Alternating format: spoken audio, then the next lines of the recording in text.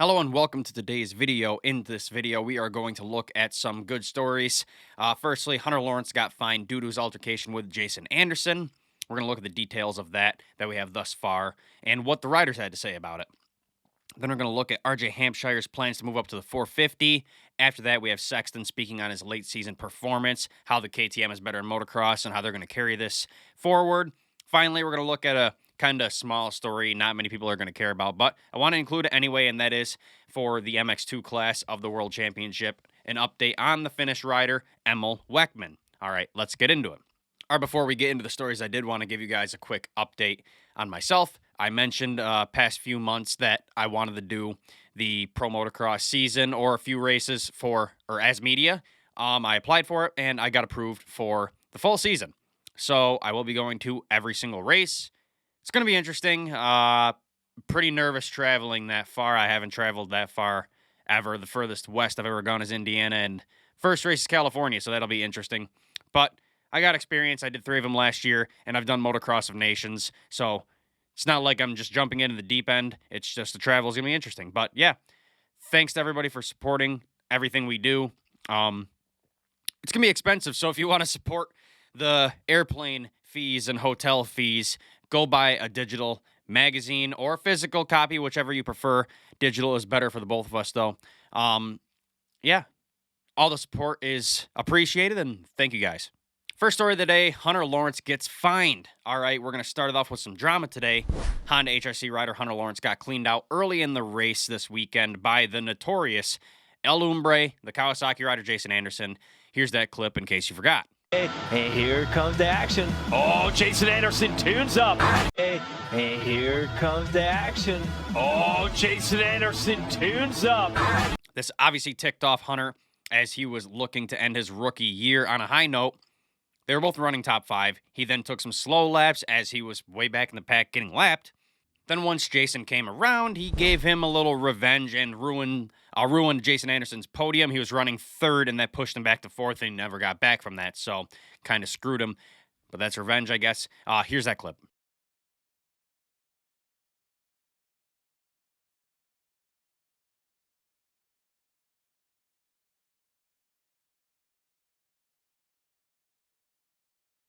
Well, unfortunately for Hunter, the AMA doesn't take too kindly to riders taking issues into their own hands.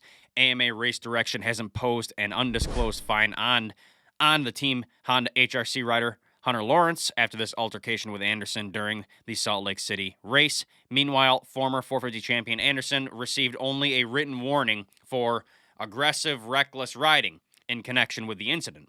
In the latter half of the race, Anderson attempted to pass Cooper Webb for podium finish. Lawrence deliberately slowed down while being lapped and retaliated against Anderson.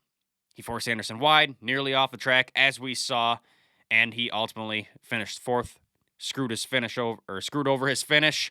The AMA later declared that Lawrence had violated the sport's code of conduct with this reaction to Anderson's tactics, resulting in a written warning and a fine for the elder Lawrence brother. Hunter's response to this was pretty minimal. He didn't have much to say, but he did say afterwards, quote, "It was a good day of riding. It turned out to be a practice race for me after the incident in the main event, but now we're on to a blank slate for the summer."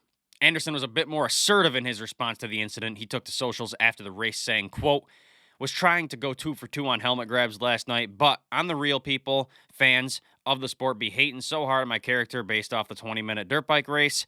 Could give you more insight to my life and more interviews to persuade you I'm a good person, but screw that. That ain't me. On the track, I try my hardest, and I don't take blank from nobody. So if the sport needs a villain, then F it, I'll play that character." So, wow. I guess Anderson is really in a DGAF mood. It's unfortunate that Hunter got fined, but listen, he got passed aggressively, which unfortunately led to him getting knocked down. It wasn't a bam-bam type incident where Anderson came up and straight up T-boned him. He did run him up the corner, and he fell. Hunter's response, though, was kind of interfering with the race. I mean, he was a lap rider at that point, not in the race, and he decided to block a top 3 guy in that race. So I get why they fined Hunter. He's not supposed to retaliate. They don't like that. I'm pretty sure it's written in the code of conduct, and that's what he got bit for. It's not clear if Anderson meant to knock him down. I mean, I know he's had some problems with the Lawrence brothers lately, but I think he just tried to run him high and ended up accidentally knocking him down. I don't think he straight up went in there intentionally knocking him down, but it happened, and that's the end of it. Hunter got fined. Anderson got a written warning. So, yeah, I'm on the AMA's side on this decision. Let me know what you guys think about this in the comments down below. Do you think they should have fined Hunter or not? Let me know your thoughts. All right, second story of the day. RJ Hampshire, the newly crowned 250 West champion. He has hinted at an intriguing plan for the future after securing his Salt Lake City title. Hampshire suggested a gradual transition into the premier class next season. This plan aligns with his contract extension with Husqvarna, which keeps him in 250s through 2024 into 2025. At 28 years old, Hampshire has spent nearly a decade in that lower tier class and is currently in the prime of his career. His recent victory against Kitchen in the 250 East-West Showdown, with both riders entering the finale tied in points, was a significant achievement for him to overcome that. Now, while this win could potentially lead to a promotion into Husqvarna's Premier Class program as soon as next year, the value of defending the title with the number 1 plate is an opportunity the brand will not want to miss. So he will be on the 250, but they do want to transition him on the 450 early. So how are they going to do that, you might ask? Well, it looks like next year he will be racing the 250 in 250 West, defending his title, but on the East Coast rounds, he will move up to a FC 450 and kind of get some practice on the 450 before he moves to the 450 full-time outdoors in 2025. That seems to be the plan thus far. Hampshire backed up this theory in a post-race interview saying, quote, "Now's a good time to talk about an extension. What I think will happen. My plan is I want to spend all offseason on a 450, train like I'm going racing on a 450, defend next year's West Coast on a 250, race the opposite coast on a 450, and then make my full debut outdoors next year. I personally think that would be great for him. Good way to finish your 250 career whilst gaining some 450 class experience. Now, he does have a little bit of experience on the 450 already, as he did do a one-off 450 class Supercross race in Daytona last year. That day, we saw him win his heat race, first time out there, and then finish 8th in the main. Not too bad for your first attempt, in my opinion. With all that being said, I'm looking forward to this transition into the 450 class next year. I think he will have some good success in that class and become a top 5 guy relatively quickly. Let me know what your guys' thoughts are all on this.